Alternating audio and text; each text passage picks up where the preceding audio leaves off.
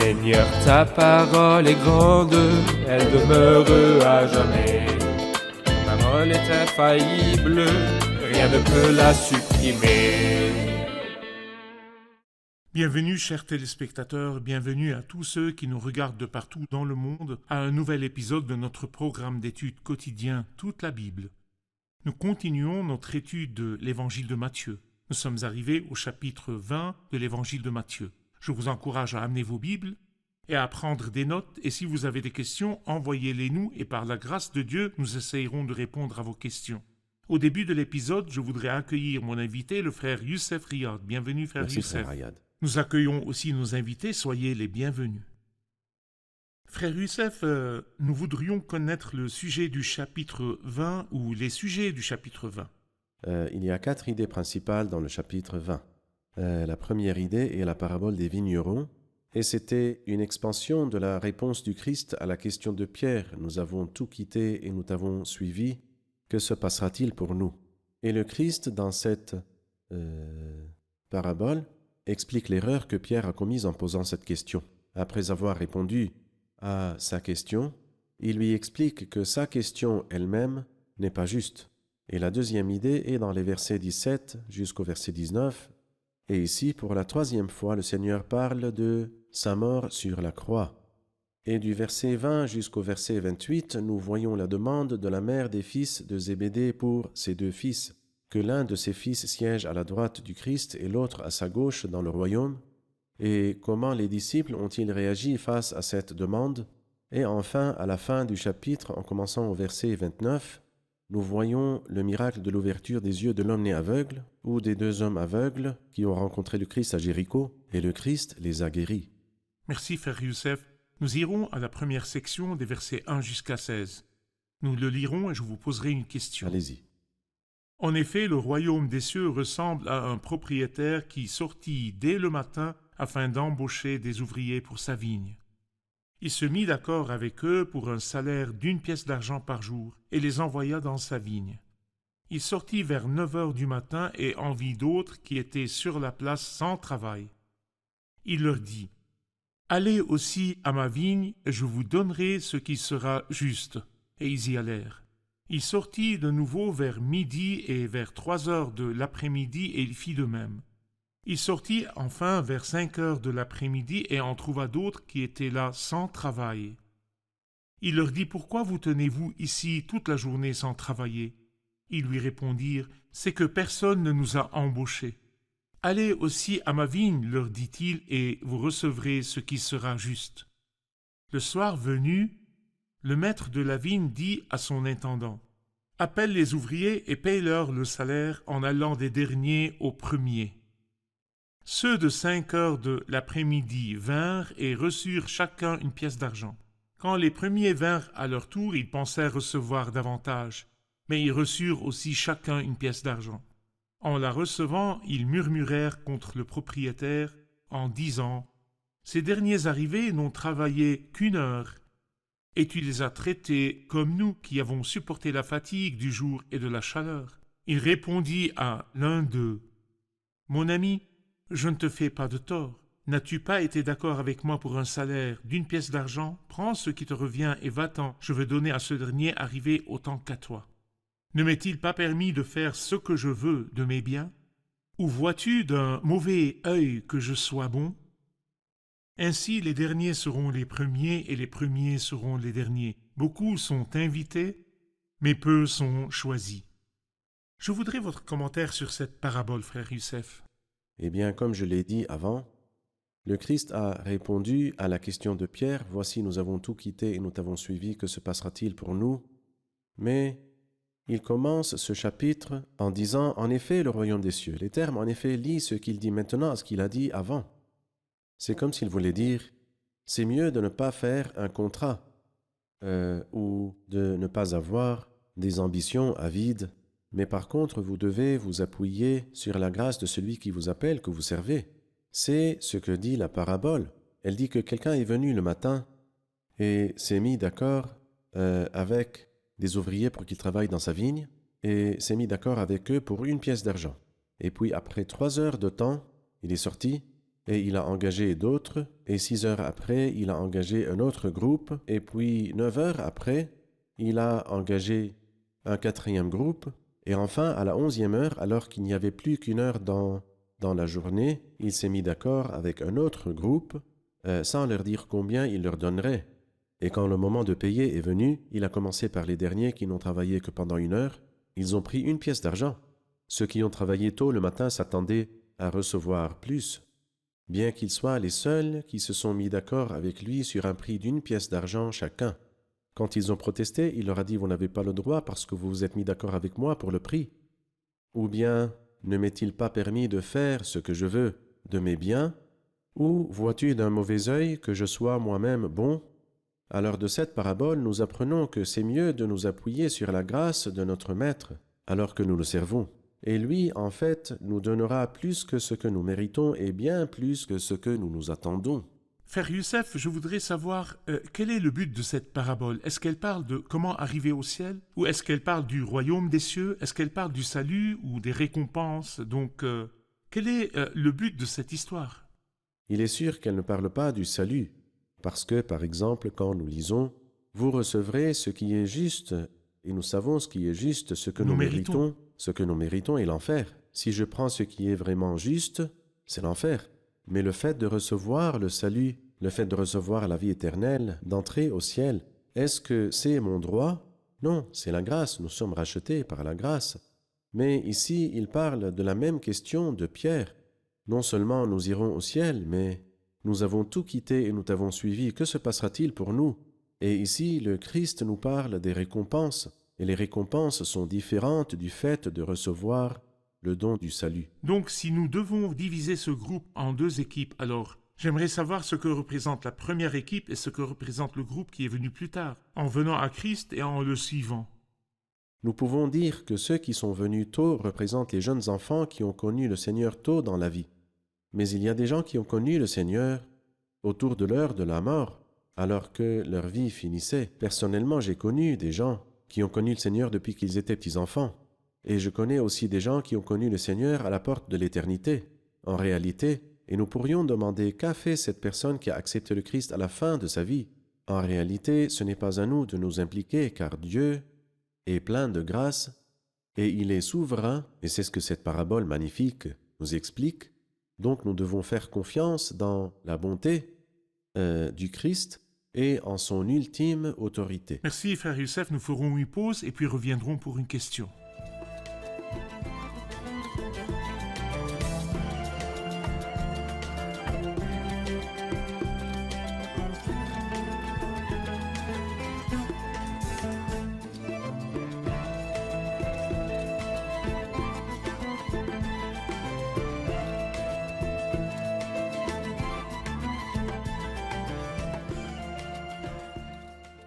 Nous avons vu que Christ a prédit sa mort dans le chapitre 16 et 17. Et ici, dans le chapitre 20, verset 17, Christ prédit sa mort. Est-ce qu'il y a quelque chose que nous pouvons apprendre de cette répétition? À vous, frère Youssef.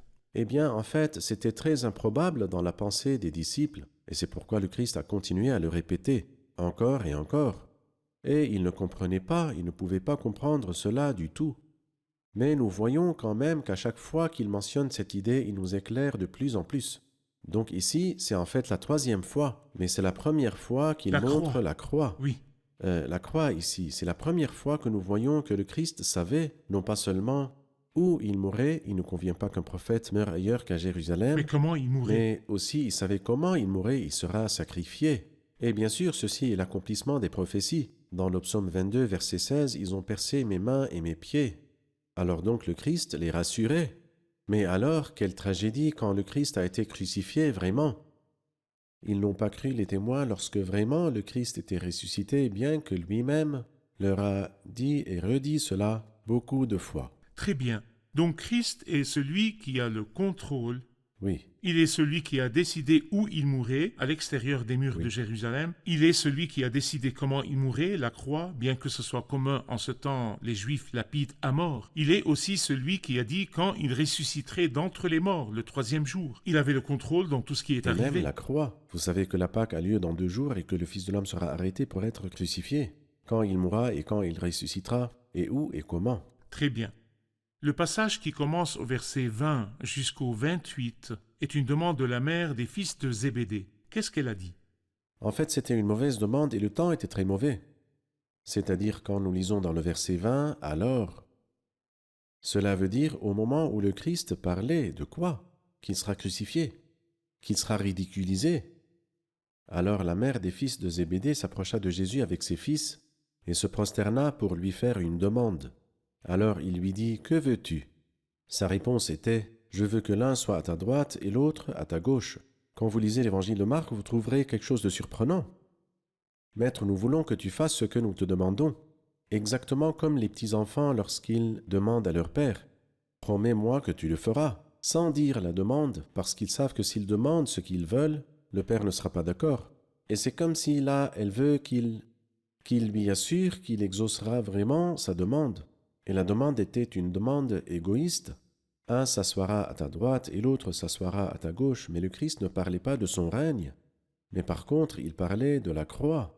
Et en effet, il y avait un à sa droite et un à sa gauche, mais un voleur à sa droite et un voleur à sa gauche. Et le Christ, en ce temps-là, allait être crucifié, allait être accroché sur la croix pour nous. Christ lui a répondu.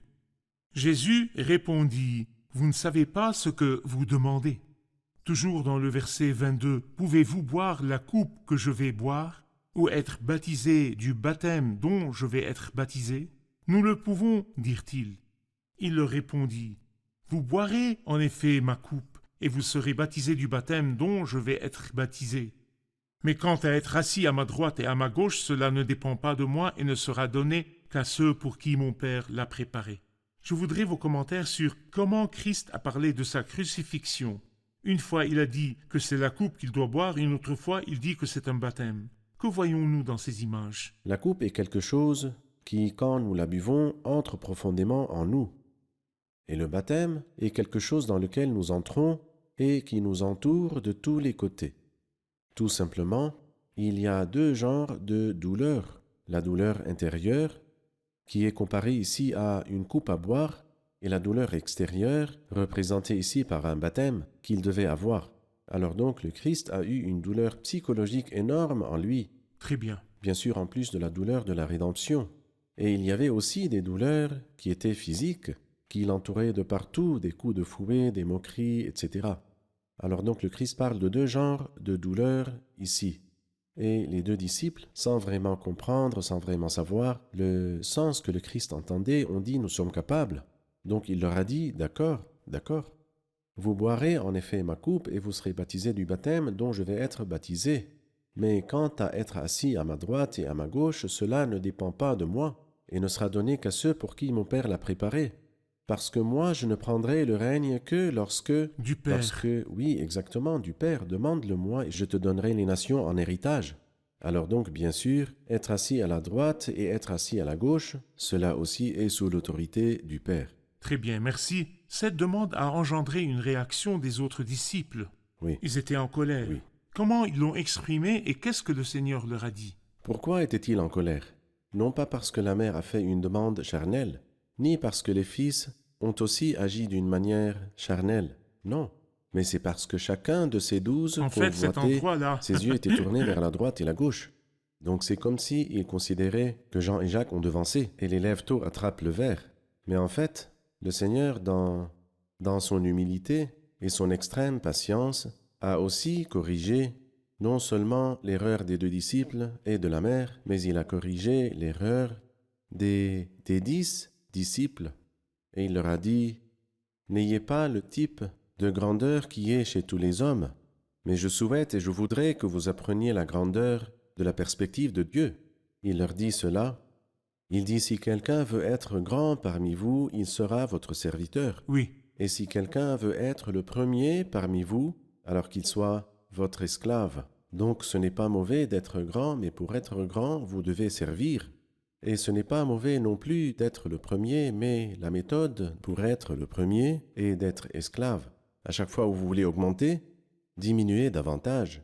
Et de cette façon-là, celui qui s'élèvera sera abaissé et celui qui s'abaissera sera élevé. » je voudrais votre commentaire sur le verset 28. Le Fils de l'homme.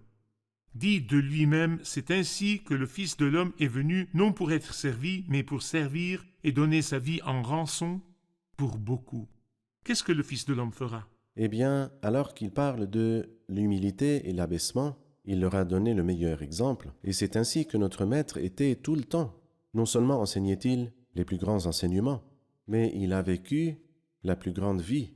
Donc il leur dit, vous devez être des serviteurs, vous devez être des esclaves, car le Christ, lui qui est de condition divine, mais il s'est dépouillé lui-même en prenant une condition de serviteur. Il n'est pas venu pour être servi, bien que ce soit un honneur pour nous tous, de nous dépêcher et de commencer à le servir, mais il est venu pour servir et donner sa vie comme rançon pour la multitude. Pendant toute sa vie, il servait, et à la fin de sa vie, il a donné cette vie comme rançon pour la multitude. Le Fils de l'homme est venu non pour être servi, mais pour servir et donner sa vie en rançon pour beaucoup. Oui. Quand nous allons au verset 29, nous nous arrêtons là. Lorsqu'ils sortirent de Jéricho, une grande foule suivit Jésus. 2 aveugles assis au bord du chemin entendirent que Jésus passait et crièrent « Aie pitié de nous, Seigneur, fils de David !» La foule les reprenait pour les faire taire. Mais ils crièrent plus fort « Aie pitié de nous, Seigneur, fils de David !» Jésus s'arrêta, les appela et dit « Que voulez-vous que je fasse pour vous ?» Ils lui dirent « Seigneur, que nos yeux s'ouvrent. » Rempli de compassion, Jésus toucha leurs yeux. Aussitôt, ils retrouvèrent la vue et ils le suivirent. Je voudrais votre commentaire sur ce miracle, frère Youssef. Un commentaire général. Dans le chapitre 9 de cet évangile, nous voyons 2 hommes aveugles qui ont reçu la grâce de la vue. Et là aussi, dans le chapitre 20, à la fin de la vie du Christ, juste avant la croix, nous voyons 2 hommes aveugles. Et c'est comme si l'état de la nation ne s'est pas amélioré, bien que le Christ ait continué à servir parmi eux pendant 3 ans. Deuxièmement, le fait que ces 2 soient aveugles, ça réprimande la nation entière, parce que bien qu'ils soient aveugles, privés de la grâce de la vue, ils n'étaient pas privés de la grâce de la perspicacité. Car qu'est-ce qu'ils ont dit au Christ? « Aie pitié de nous, Seigneur, Fils de David. fils de David. » Ils ont confessé qu'il était le Messie, le fils de David. Et malheureusement, la nation n'a pas reconnu son Messie, alors que ces 2 hommes aveugles l'ont reconnu et ont confessé, et ils ont reçu la grâce de la vue et puis ils l'ont suivi. Pourquoi est-ce que Christ a demandé ce qu'il voulait? C'est clair qu'un homme aveugle aurait besoin d'avoir la vue. Pourquoi le Seigneur a-t-il dit « Que voulez-vous que je fasse pour vous » Pourquoi leur a-t-il demandé? Eh bien, encore une fois, si vous regardez le premier miracle dont j'ai parlé dans Matthieu chapitre 9, nous lisons que Jésus leur a dit « Croyez-vous que je puisse faire ceci ?» Ils ont dit « Oui, Seigneur ». Il leur a donné la vue. C'est comme si le Seigneur était prêt à donner, mais vous devez spécifier la demande. Et vous devez montrer votre foi, que vous croyez que le Seigneur peut vous donner. Alors, si vous avez la foi, toutes les choses sont possibles à ceux qui croient. Très bien. Merci, frère Youssef. Nous ferons une pause et puis reviendrons pour une question.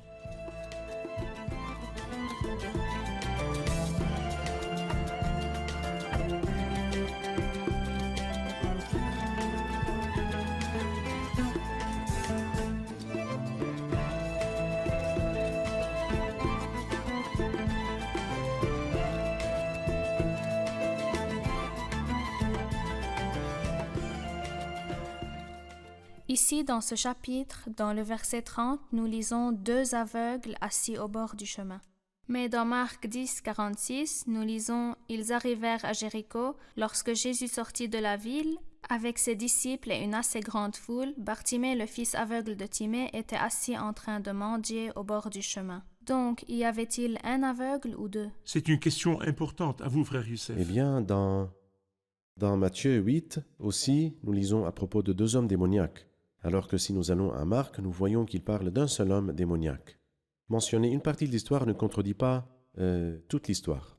Donc si Dieu, dans un évangile, se concentre sur une personne que le Christ a guéri, un démoniaque, il s'en alla proclamer dans la Décapole tout ce que Jésus avait fait pour lui, ça ne contredit pas le fait qu'ils étaient 2. Et aussi, ici, il nous parle de 2 hommes aveugles, mais Marc se concentre sur un homme aveugle et nous dit son nom, donc apparemment la première Église le connaissait.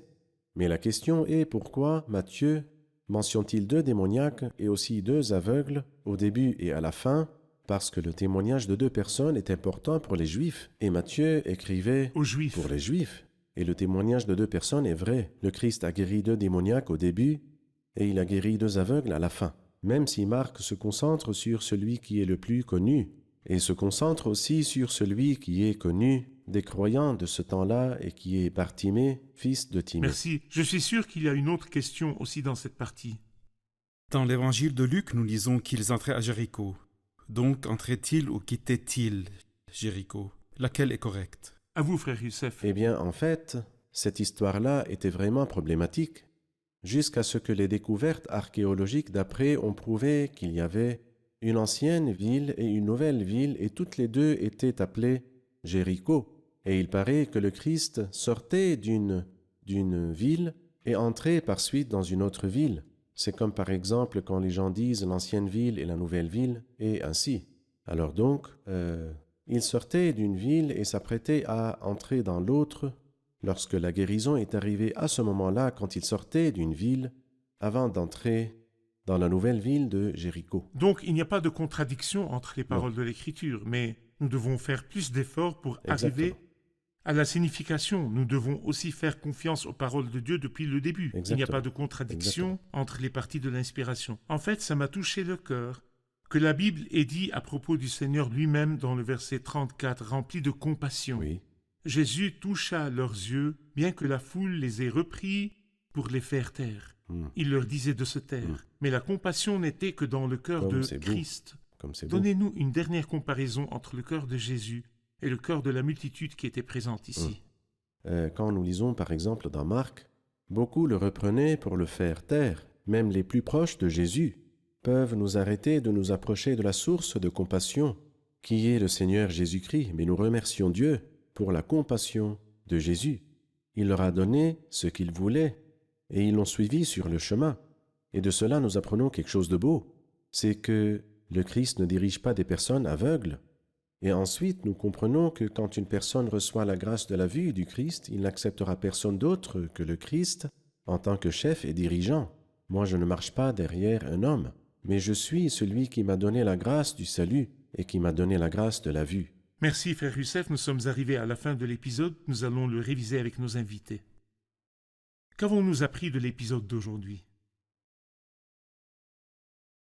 Si le Seigneur nous donne le privilège de le servir d'une façon spécifique et nous le servons, nous n'avons pas besoin de demander quoi que ce soit pour ce ministère parce que c'est mieux de s'appuyer sur sa grâce et il nous donnera infiniment plus que tout ce que nous demandons ou pensons.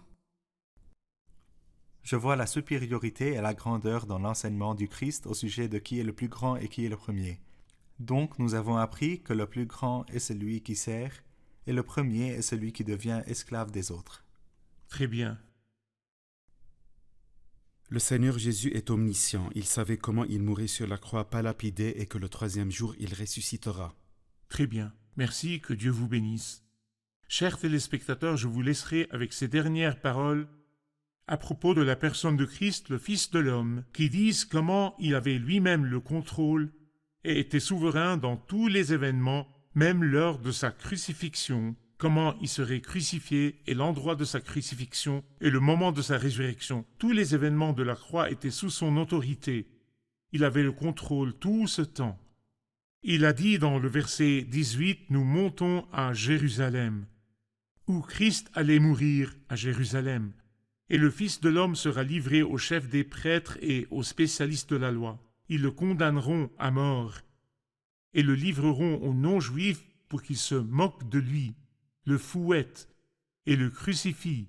Le 3e jour, il ressuscitera. Il a déterminé la façon dont le tribunal arrivera devant les juifs et les non-juifs.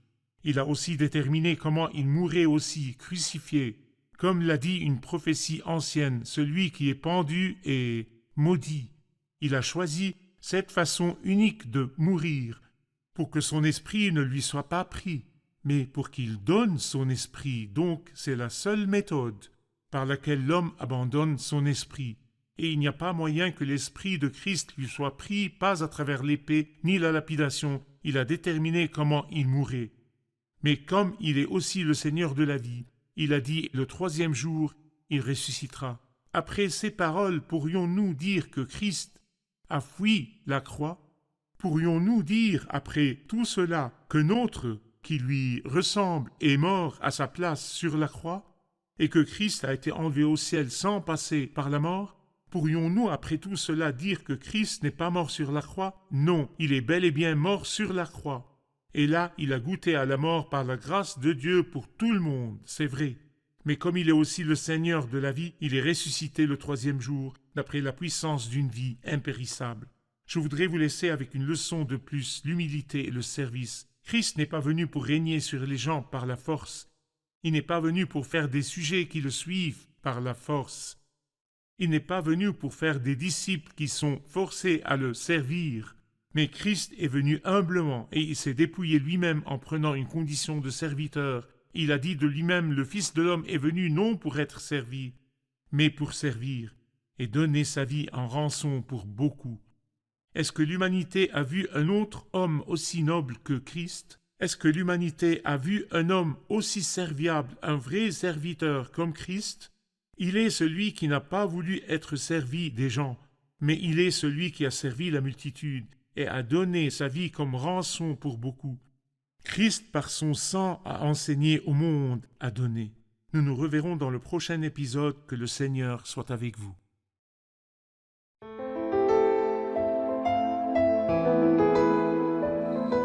Seigneur, ta parole est grande, elle demeure à jamais. Ta parole est infaillible, rien ne peut la supprimer.